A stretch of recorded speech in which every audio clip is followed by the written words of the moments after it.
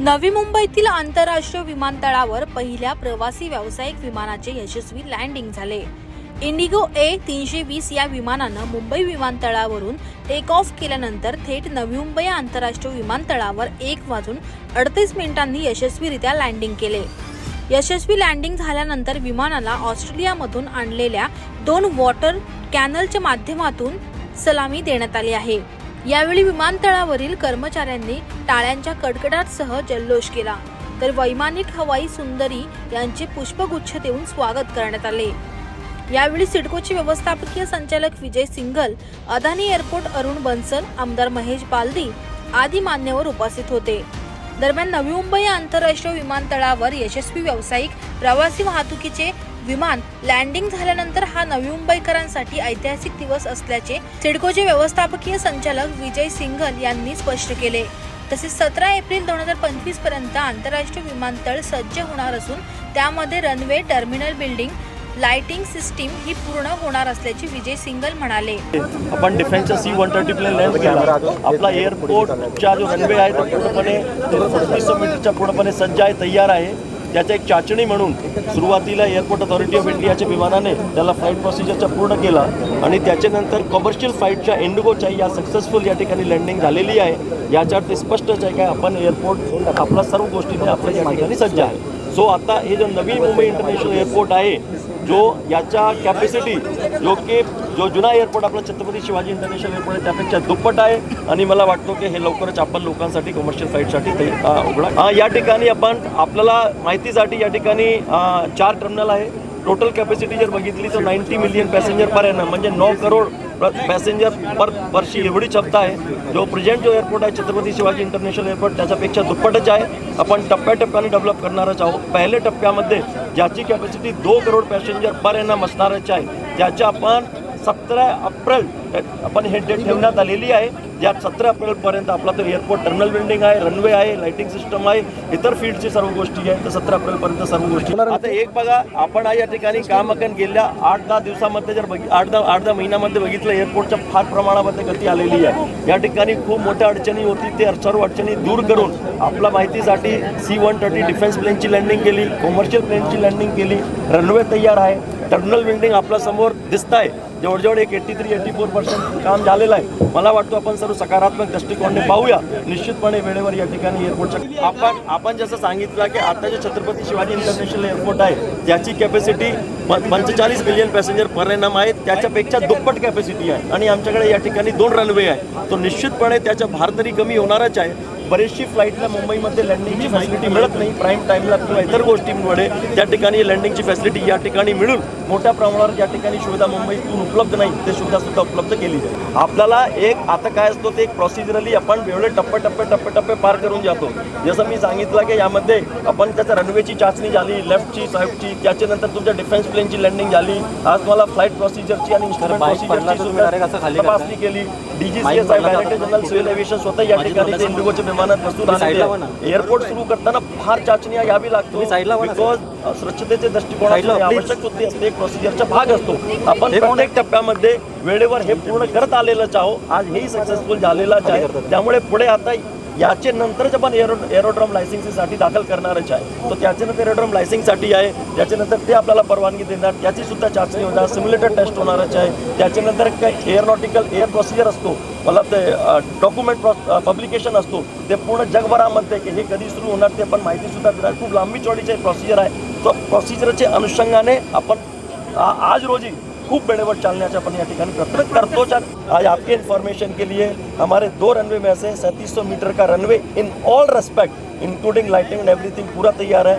Terminal building का काम करीब 83-84% हो चुका है. बाकी जो काम है वो भी वॉर फुटिंग पे हमारा काम चल रहा है. निश्चित अगले 3 से 4 महीने में हो जाएगा. जो लोगों को एक आशा थी कि ये नवी मुंबई का एयरपोर्ट कब शुरू होगा, ये आज हम सबके लिए एक बड़ी ही एक अच्छी बात है, बड़ी खुशी की बात है कि सक्सेसफुल लैंडिंग के बाद ये अगले कुछ महीनों में ये लोगों के लिए खुला कर. देखो आज की तारीख में हमने जो प्लान किया है जिसमें कि अपन ये देखते हैं कि ये एक्टिविटी को कितना टाइम लगेगा, ये एक्टिविटी को कितना टाइम लगेगा, ये एक्टिविटी को जैसे अभी एरोड्रोम लाइसेंस लेना है, एरोनॉटिकल इंफॉर्मेशन पब्लिकेशन है जो कि वर्ल्ड वाइड जाती है, और भी कुछ प्रोसीजरल भाग हैं. इन सब को देखते हुए हमको पूरी आशा है और उम्मीद है कि 17 अप्रैल तक हम ये कंप्लीट कर पाएंगे. हमारा जो एयरपोर्ट है, इसकी जो एयरपोर्ट का सबसे बड़ी बात है, हमारे यहाँ 4 टर्मिनल हैं.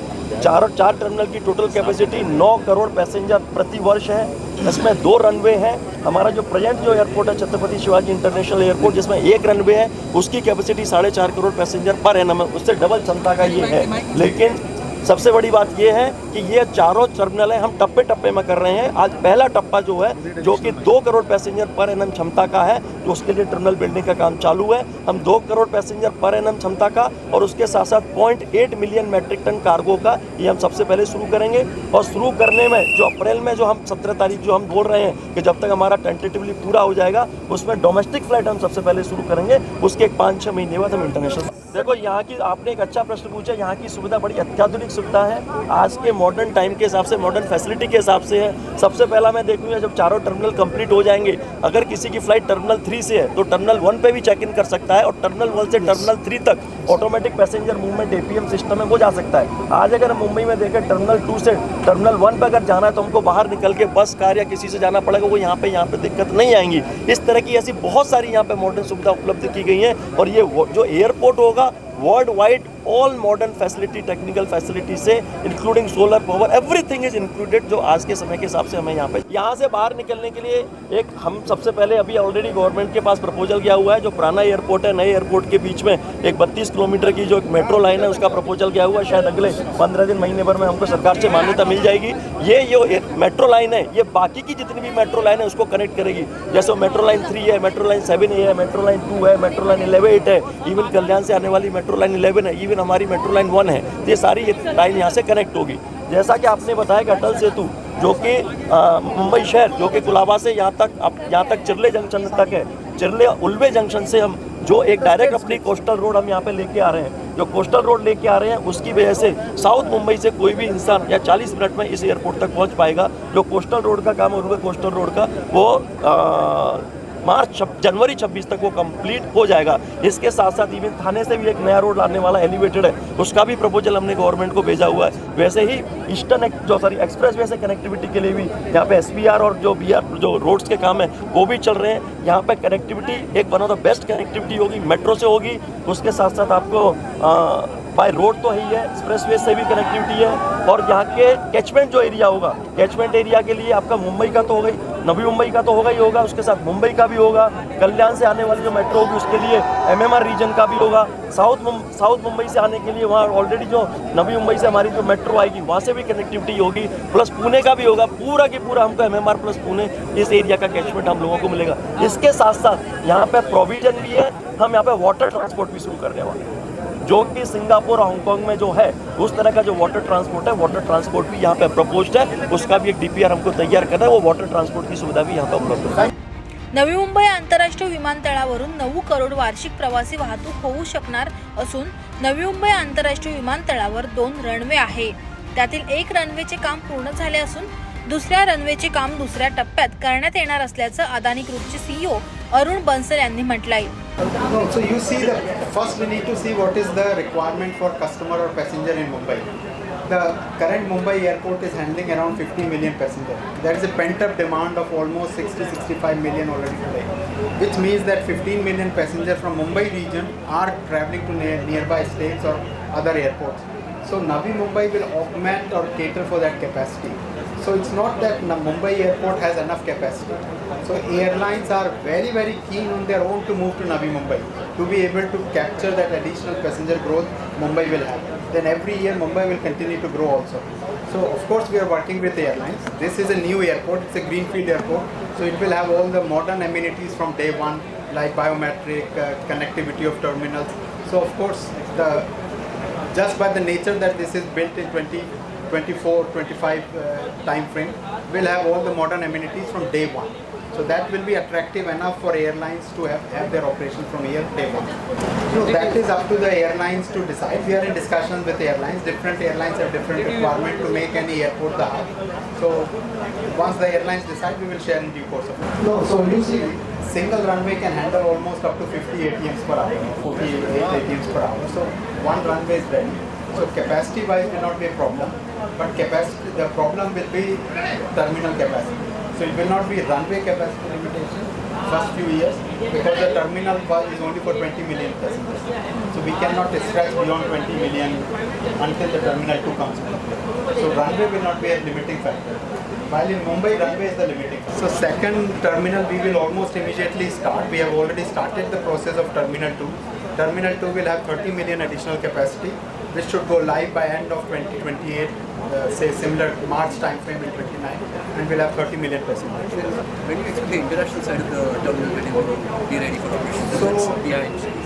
So the ambition is to have domestic, say 4 weeks after the inauguration because of the security suite, and then by end of July we should be able to start the international. So we are working with, of course, the MMRDA, CILCO, and all to create the last mile connectivity, and we are very hopeful that the last mile connectivity will continue to improve. I mean, you know, there is a proposal for even new metro from Navi Mumbai to exist in Chhatrapati. Exactly. So those plans are in discussions. A lot of highway connectivity has happened. Last mile connectivity will also be ready in time for commercial operation. Talking to all the airlines, so all domestic airlines are big enough, so I don't think that they will move entire operations here. They will have to cater for both the profile of the passengers in Mumbai and Navi Mumbai.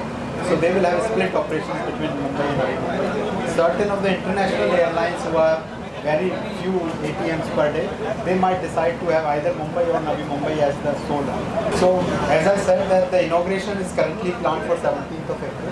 After the inauguration, because of the security sweep and requirement of the airport procedures, we need roughly 4 weeks post the inauguration to get the security sweep done and start the commercial operation. So commercial operation we are looking at, say, second half of May 2025. And this 17th April date comes because they need 70 days to get all the approvals done. So that's when we can, because we are expecting that on the day of inauguration, a lot of private aircrafts will come with dignitaries. So we need that license for those private aircrafts to land here, and that's why we have timed it to 17th of April. So, you know, day one, it will take time to ramp up to 20 million passenger capacity. Runway will not be a limiting factor in Navi Mumbai because a single runway, as you have seen in Chhatrapati Shivaji's airport, can handle up to almost 50 million passengers. So in Navi Mumbai, runway capacity is not a constraint at all. The constraint will be terminal capacity of 20 million. But to reach 20 million will also take time. We will start with 10-12 million, with say 8 to 9 million domestic, 2 to 3 international. And after 6 to 9 months, it will reach 20 million capacity. So runway will not be an issue. So we will start, as I said, somewhere between 8 to 10 million for domestic, then couple of million international when we start international.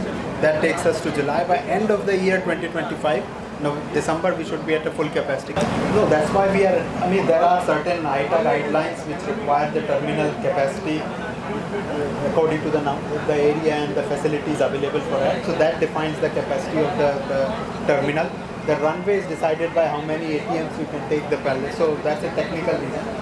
So we can only handle 20 million passenger at the terminal because of the facilities we are building in phase 1. So phase 2, as I said, that we have already started. We have already started the design work for phase 2.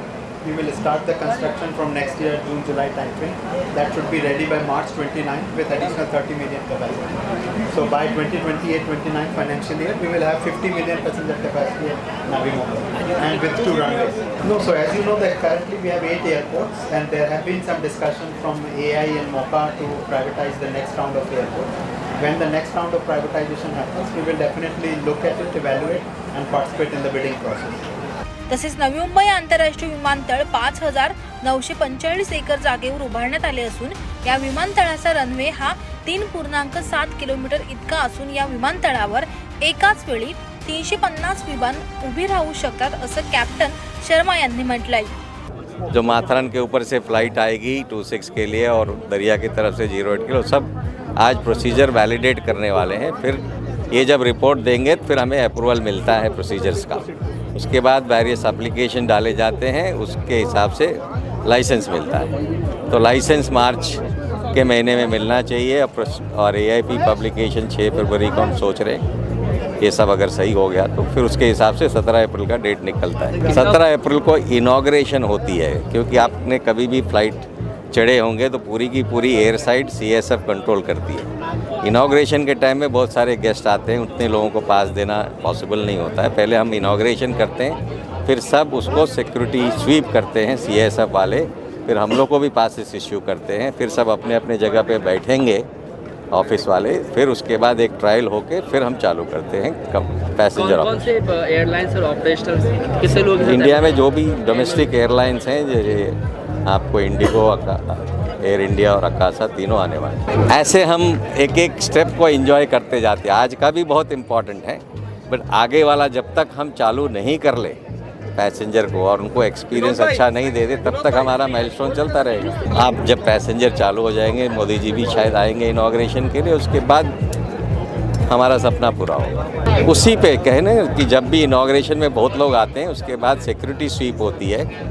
करीब यहाँ पे 1850 CSF लोगों का sanction हुआ है, वो आ जाते हैं, फिर वो पूरा कंट्रोल ले लेते हैं एयर साइड का, फिर हमें पासेस इश्यू करते हैं उस बीच में, और एक इंटीग्रेटेड ट्रायल होती है. उसके बाद अपने मिड में एक कभी 30 दिन लगता है, कभी थोड़ा ज़्यादा लग जाता है, बट मिड में.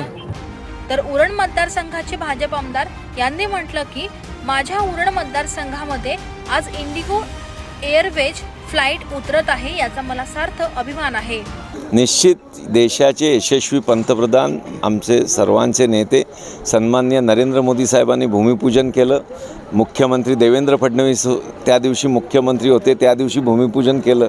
आणि 17 एप्रिलपर्यंत आज कमर्शियल फ्लाईटचं टेस्ट लँडिंग आहे आणि 17 एप्रिलपर्यंत पूर्ण एअरपोर्ट तयार होईल. आणि या नवी मुंबई आंतरराष्ट्रीय विमानतळाचं नामकरण हे दिबा पाटील आंतरराष्ट्रीय विमानतळ झालं आहे. तो पहिला संघर्ष भूमिपुत्रांनी जिंकला, त्याचा आनंद आहे. मिलिटरीचं विमान उतरलं, त्याचा आनंद आहे. आज कमर्शियल फ्लाईट उतरते आणि 17 एप्रिलपर्यंत पूर्ण एअरपोर्ट चालू होईल. त्याच्यामुळे जेव्हा एक एअरपोर्ट चालू होतं आंतरराष्ट्रीय विमानतळ, तेव्हा राज्याचा 1% GDP वाढतो आणि 1 लाख लोकांना डायरेक्ट इनडायरेक्ट जॉब मिळतात. त्याच्यामुळे माझ्या मतदारसंघामध्ये सुरू होणारं हे आंतरराष्ट्रीय विमानतळ निश्चित स्थानिकांना, माझ्यासारख्या लोकप्रतिनिधीला, राज्याला आणि देशाला अभिमानाचं बिंदू आहे. आणि तो आज आपण अचीव करतो आहे, एक टप्पा पुढे जातो आहे, त्याचा निश्चित आनंद आहे. मी रोज या अदानी ग्रुपचे जे CEO आहेत GVK शर्मा यांच्याबरोबर संपर्कात आहे, प्रत्यक्ष कामाचं पाहणी करतो आहे आणि सर्वांना पूर्ण खात्री आहे की येत्या 17 एप्रिलपर्यंत कमर्शियल फ्लाईट्स चालू होतील. निश्चित याचं श्रेय भूमिपुत्र आणि भूमिपुत्रांच्या 10 गावांच्या स्थलांतरांनी, त्यागानेच हे एअरपोर्ट उभं राहते. आणि त्याचं पहिलं क्रेडिट आमचे लोकनेते स्वर्गीय दिबा पाटील साहेबांना जातं की ज्यांनी या नव्या मुंबईला एक वेगळी दिशा दाखवली. त्यांचं नाव या ठिकाणी एअरपोर्टला दिलं गेलं आहे. आणि भूमिपुत्रांच्या कामाबद्दल, रोजगाराबद्दल जे आशान्वित होतो भूमिपुत्र, आता या 27 गाव संघर्ष कमिटी असेल, आमचं भारतीय जनता पक्षाचं युनिट असेल, अदानी ग्रुप असेल आणि सिडको, या सगळ्यांची समन्वय करून या ठिकाणी फक्त आणि फक्त स्थानिक आणि भूमिपुत्रच घेतले जातील, हा ठराव आम्ही केला आहे. आणि आमच्या रोज बैठका चालू आहेत आणि मला खात्री आहे की एवढ्या सकारात्मक आणि एवढं डे टू डे कोऑर्डिनेशनमध्ये इथे स्थानिक आणि भूमिपुत्रांनाच न्याय मिळेल. निश्चित प्रशिक्षणही देणार आहोत, आणि असं आहे की ते जेवढे सकारात्मक आहेत तेवढे आम्ही सकारात्मक आहोत. आणि असं आहे की आपल्या भूमीचा जन्मच संघर्ष आहे. जेव्हा आपलं नाही पटणार तेव्हा मला माझ्या नेतृत्वावर विश्वास आहे. मला राज्याचे मुख्यमंत्री देवेंद्रजींवर विश्वास आहे की ते याच्यात त्यांनीच डायरेक्शन दिल्यामुळे हे सर्व स्मूथली चाललं आहे. अजून कुठे अडचण नाही आहे. अडचण आली तर त्यांचं इंटरव्हेन्शन करू. अहो कशाकरता उडायचं आहे? आम्ही उडवणारे आहोत आणि इथे खाली राहू. आपल्या भूमिपुत्रांना न्याय देऊ, गाववाल्यांना नाव देऊ, सगळ्यांना देऊ आणि पुढे जाऊ. आपण उडणारच आहोत. कमर्शियल फ्लाईट सुरू झाल्यानंतर आपण या इथूनच जाणार आहोत. तुम्ही आणि मी सर्व नाही, जग जाणार आहे. कारण मुंबईच्या एअरपोर्टचं एवढं कंजेशन दूर होणार आहे. तिथे जर 750 आणि 950 फ्लाईट उतरत असतील तर तेवढीच कॅपॅसिटी इथे होणार आहे. ब्युरो रिपोर्ट, आवाज टुडे, नवी मुंबई.